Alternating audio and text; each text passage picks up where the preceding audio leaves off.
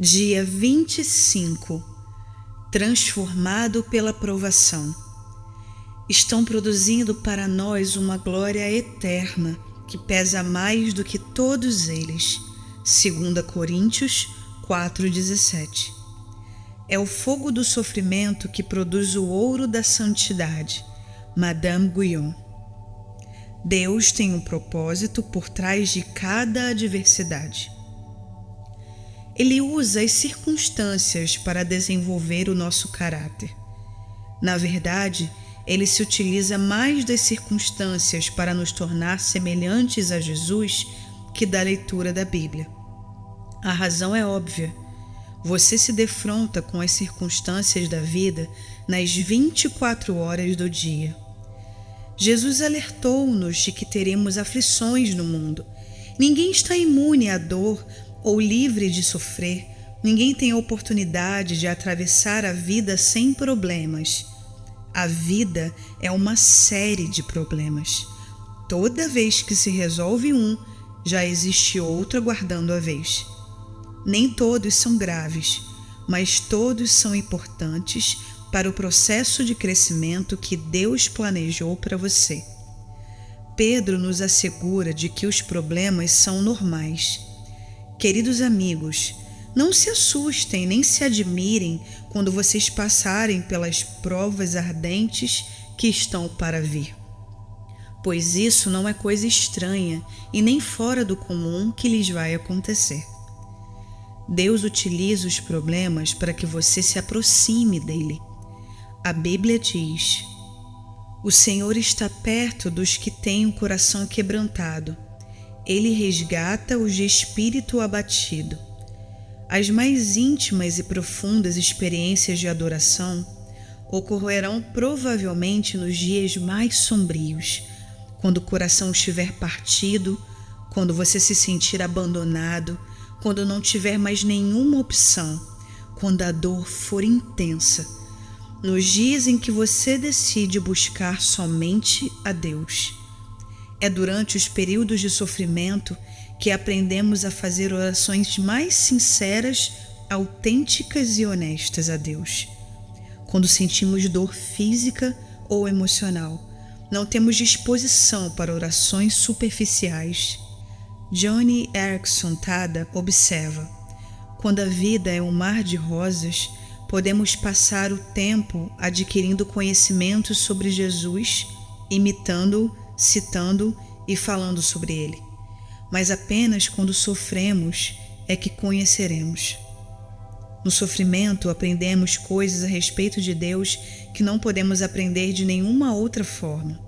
Deus poderia ter livrado José da prisão e Daniel da cova dos leões, poupado Jeremias de ser lançado no poço de lama, impedido os 3 naufrágios de Paulo e evitado que os 3 jovens hebreus fossem jogados na fornalha em chamas, mas não o fez.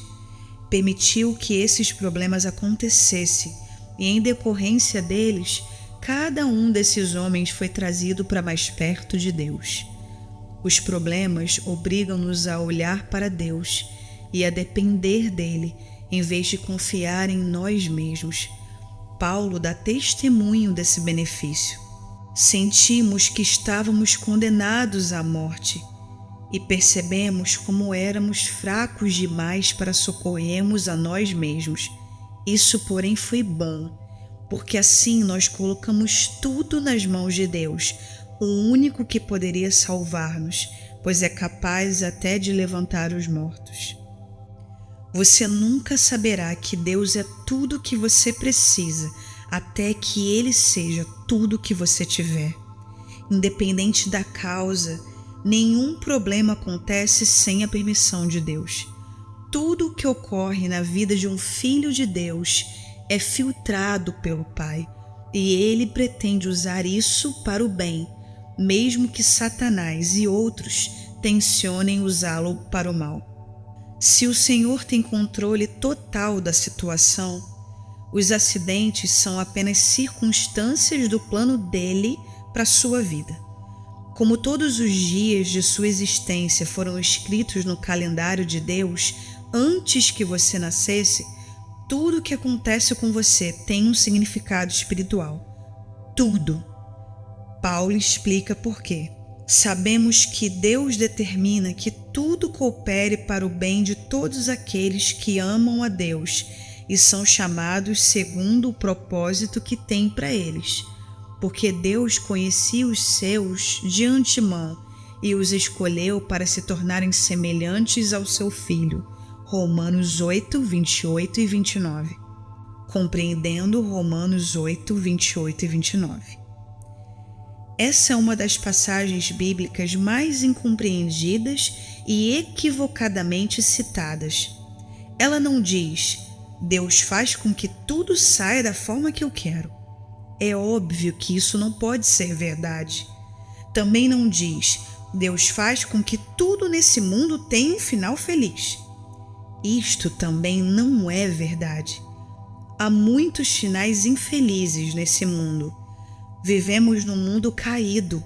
Somente no céu tudo é perfeito, da forma que Deus quer. É por isso que somos orientados a orar: seja feita a tua vontade na terra, assim como é no céu. Para compreender inteiramente Romanos 8, 28 e 29, você deve examinar frase por frase. Sabemos.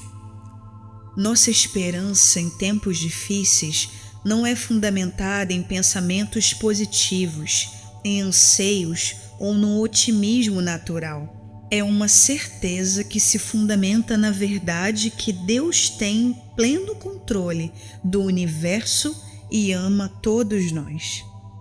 Que Deus age. Há um grande projetista por trás de tudo. Nossa vida não é resultado do acaso, do destino ou da sorte. Existe um plano principal. A história consiste na história de Deus. É Deus quem controla o leme. Nós cometemos erros. Deus, porém, jamais se engana. Ele não pode cometer erros, porque é Deus. Em todas as coisas. O plano de Deus para a sua vida envolve tudo o que acontece a você, incluindo erros, pecados e mágoas. E ainda inclui doenças, dívidas, acontecimentos infelizes, divórcio e a morte de pessoas queridas. Deus pode fazer o bem aflorar na pior adversidade. Ele fez isso no Calvário. Nada acontece de forma isolada ou independente. Os fatos de sua vida agem em conjunto, conforme o plano de Deus.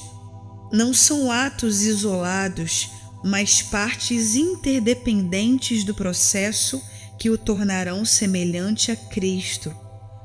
Para fazer um bolo, você utiliza farinha, fermento, ovos, açúcar, óleo. Comidos isoladamente, os ingredientes podem ter sabor bastante desagradável, mas amasse-os juntos e se tornarão deliciosos. Se você entregar a Deus todas as suas experiências horríveis e desagradáveis, Ele as misturará para que se tornem agradáveis, para o bem. Isso não quer dizer que tudo na vida seja bom. Grande parte do que acontece no nosso mundo pode ser caracterizada como mal e cruel, mas Deus é especialista em extrair o bem de tudo isso. Na genealogia oficial de Jesus Cristo, distinguem-se 4 mulheres: Tamar, Raabe, Rute e Batseba. Tamar seduziu seu sogro para engravidar. Raabe era prostituta. Rute nem mesmo era judia e infringiu a lei ao casar com um judeu. Batseba cometeu adultério com Davi, o que acabou causando o assassinato do seu próprio marido. Não são exatamente reputações excelentes, mas Deus converteu o mal em bem, e Jesus veio dessa linhagem. O propósito de Deus é maior do que os nossos problemas, o nosso sofrimento e até mesmo nossos pecados. daqueles que o amam, dos que foram chamados. Essa promessa é somente para os filhos de Deus, não para todos. Todas as coisas contribuem para o mal daqueles que vivem em oposição a Deus, insistindo em seguir o próprio caminho, de acordo com o seu propósito. Que propósito é esse? Que sejamos semelhantes a seu Filho. Tudo que Deus permite que aconteça em nossa vida é por causa desse propósito, edificando um caráter semelhante ao de Cristo. Somos joias moldadas pelo martelo e o cinzel da diversidade. Se o martelo do joalheiro não tiver peso suficiente para parar nossas arestas, ele usará uma marreta. Se formos realmente obstinados, ele utilizará uma britadeira. Ele usará o que for necessário. Cada problema é uma oportunidade para a edificação do caráter. Quanto mais difícil a situação, maior o potencial de desenvolvimento dos músculos espirituais e da fibra moral. Paulo disse: sabemos que essas tribulações produzem paciência e a paciência produz caráter. O que acontece exteriormente em sua vida não é o mais importante quanto o que acontece dentro de você. As circunstâncias da vida são temporárias, mas o caráter é eterno. A Bíblia frequentemente compara as provações ao fogo que refina o metal, queimando as impurezas. Pedro diz: essas dificuldades lhe sobrevêm para provar que a sua fé é pura. Essa pureza de fé vale mais que o ouro.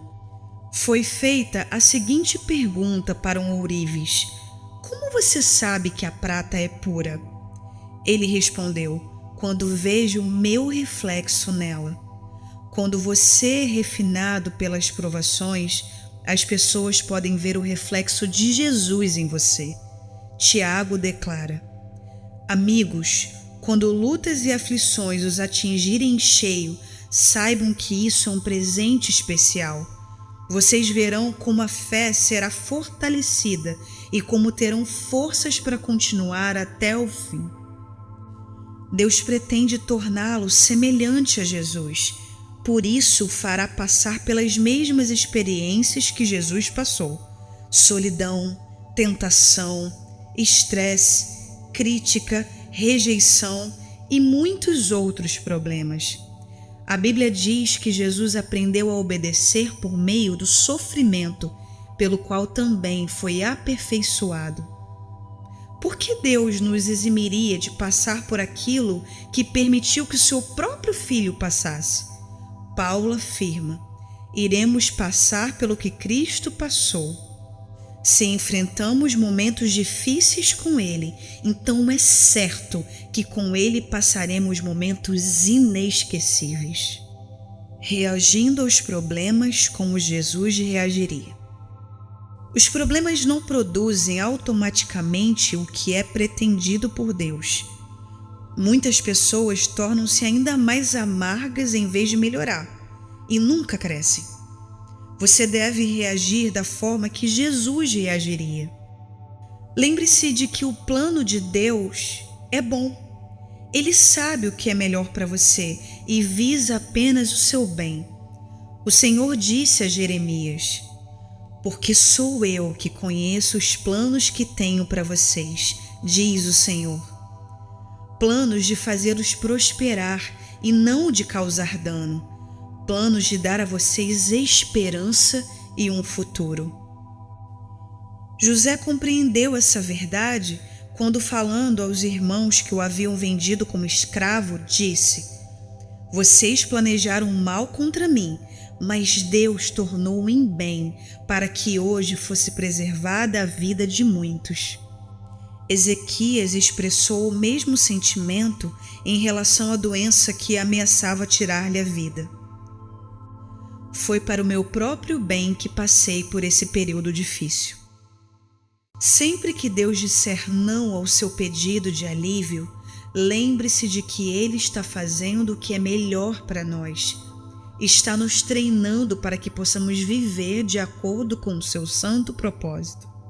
É vital que você se mantenha concentrado no plano de Deus, não no problema ou no sofrimento. Foi assim que Jesus suportou a dor da cruz, e somos exortados a seguir o seu exemplo. Mantenham o olhar firme em Jesus, nosso líder e orientador. Ele esteve pronto a padecer uma morte vergonhosa na cruz por causa da alegria que sabia que depois ia ter. Corrie ten Boom, que sofreu num campo de concentração nazista, explica o poder do foco. Se você olhar para o mundo, ficará aflito.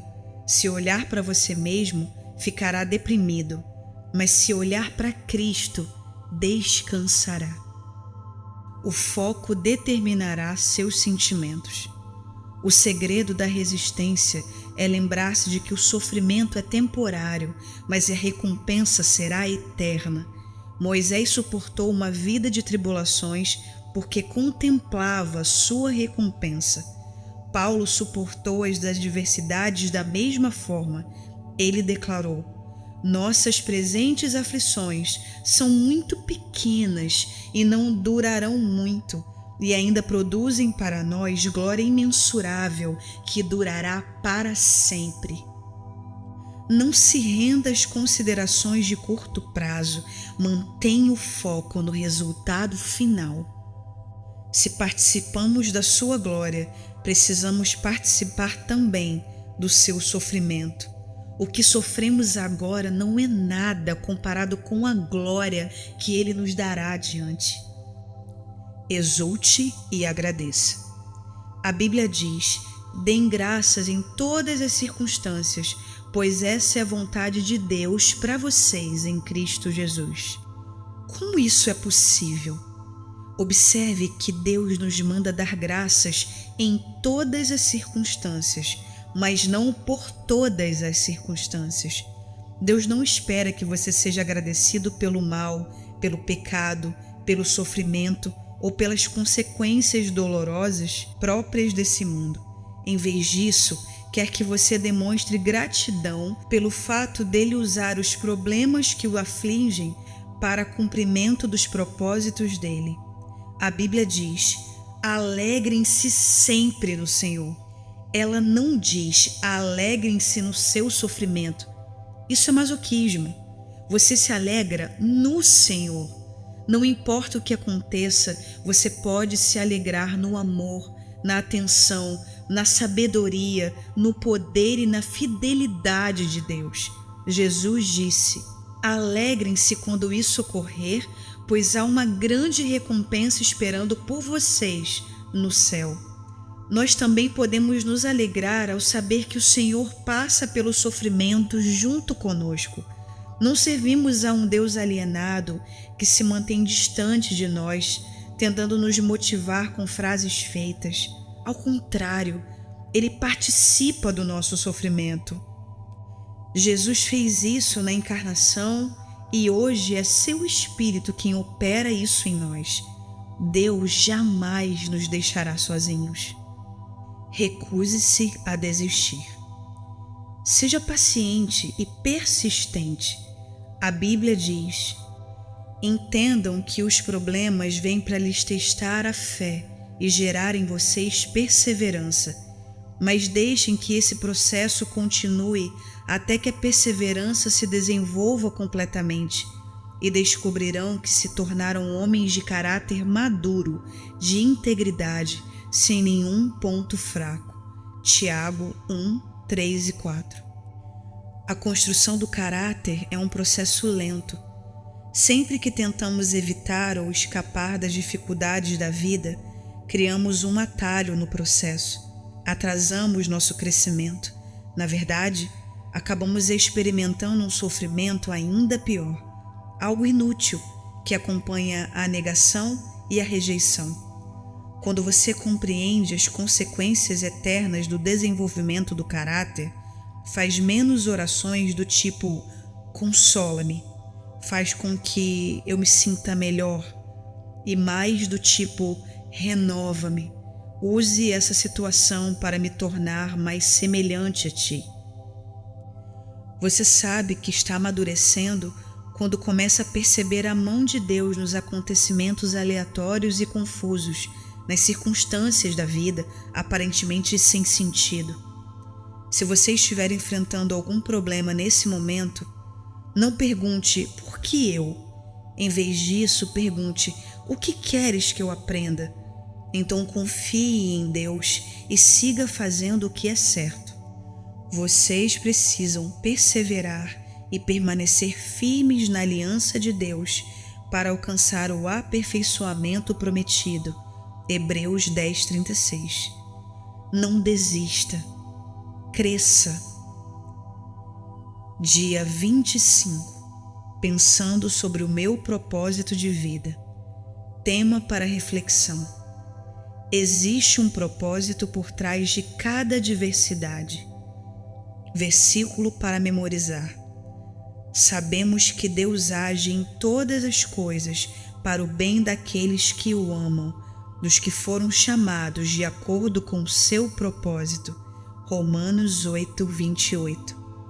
Pergunta para meditar. Que problema em minha vida permitiu que eu experimentasse um crescimento maior?